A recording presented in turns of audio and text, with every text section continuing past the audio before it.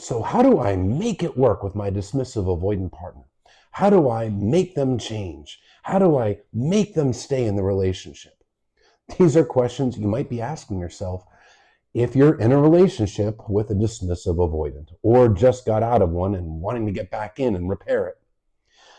If you want to make it work with them and this person is not taking accountability, if they are not doing their part, you can't make it work with them.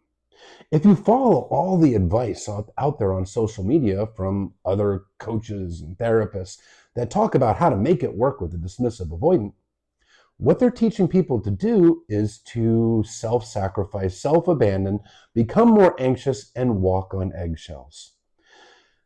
Just stop needing things. Just stop needing that connection. Stop pushing for conversations. Stop pushing to have your needs met. Make sure that the dismissive avoidant gets all of their needs met. When they need space, give it to them without question. When you need connection, but they feel like pulling away, abandon your needs for connection. Don't hold boundaries. Don't assert how you feel. Tiptoe, tiptoe, tiptoe, walk on eggshells, abandon yourself. Oh, and then guess what? You still get discarded in the end. It doesn't even work out. All you did was abandon yourself and prolonged an unhealthy relationship. This is the thing. When you're in a relationship with a dismissive avoidant that is not working on themselves, that is not taking accountability, you are in a relationship with an emotionally unavailable partner.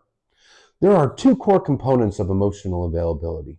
One, the ability and the willingness to form a deep bond, deep love, deep connection. The other is the ability and the willingness to empathize with your partner. Empathy, to share emotions.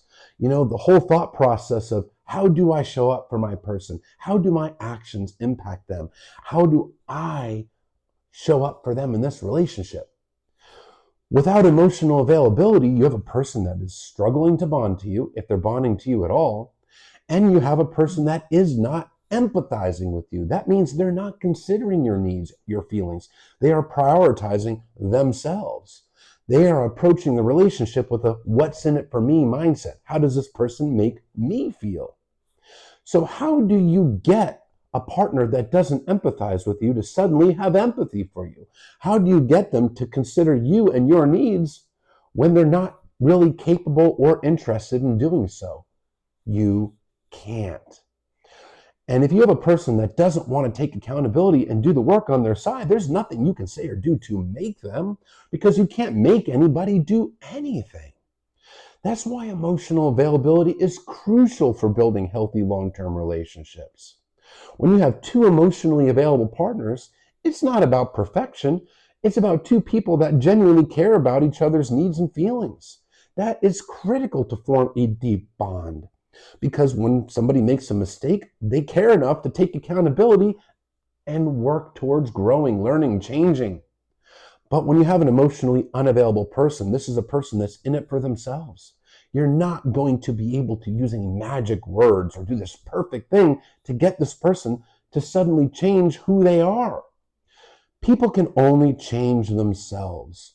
If somebody wants to learn and grow, they absolutely can, but they have to find that motivation from within. You can't make them.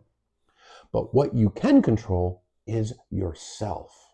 And self-abandoning, ditching your needs, that's not the answer. All that's doing is teaching you that your needs are too needy, that your feelings are invalid, that your wants are too much, that you have to earn love, that you have to tiptoe to try to keep somebody in a relationship to get them and convince them that you're worth choosing. It's a horrible, anxious message to send yourself. Of course, you should use kind, empathetic communication with an avoidant. You should with anybody. You should use the I feel statements instead of you when it comes to communication. You should with anybody. You should use active listening. You should have empathy. You should care about their needs, not just your own, but you should with anybody. The problem with an emotionally unavailable, dismissive avoidant that's not working on themselves is that's a one-way street. And that doesn't work for long-term relationships because your needs will constantly go unmet while they prioritize their needs all day long. That is just a recipe towards self-abandonment, anxiety, resentment, and heartbreak. So what you do is you control your side of the street. You work towards making sure that you are staying grounded and more secure. And one of the most secure things that you can ever do for yourself is to hold boundaries. Boundaries are your limits of what you'll allow, what you won't allow, what you'll tolerate, what you won't tolerate, what you need, what you don't need, and what your expectations are. Essentially, your boundaries are your limits of what you will subject yourself to. You can't control another person. You can't make anybody do anything. And your boundaries are not about controlling them, they're about controlling you. So hold your limits. And if this person is not showing up for you, if they're stepping over boundaries and not meeting your needs, then you have to protect yourself by holding those boundaries, which could potentially mean leaving the relationship. But if you're in a relationship that's only hurting you, staying in that relationship with a partner that is not putting in effort, it's only more self-abandonment. Show up for yourself. Because guess what? If you are diligent with boundaries, it is emotionally available, healthy partners that will be able to and want to stay with you because they'll want to show up for you and respect your boundaries. Emotionally unavailable, unhealthy, selfish partners get weeded out by boundaries. That's why boundaries are so effective. One, they protect you, they protect your heart.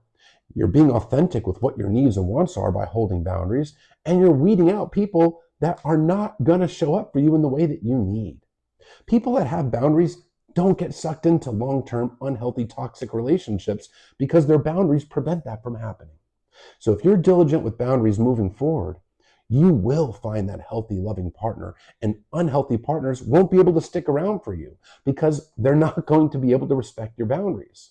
When you hold boundaries, one of two things happens. This person either shapes up and makes adjustments to show up for you, or they don't. But you can only control you, and self-abandoning is not the answer because you can't make that person change. And when you accept that and recognize that, hey, my worth, my feelings, my needs matter, and I shouldn't have to earn the love from another person, and that I deserve someone that shows up for me as well, it's a game changer. And it gets you to that relationship that you truly deserve.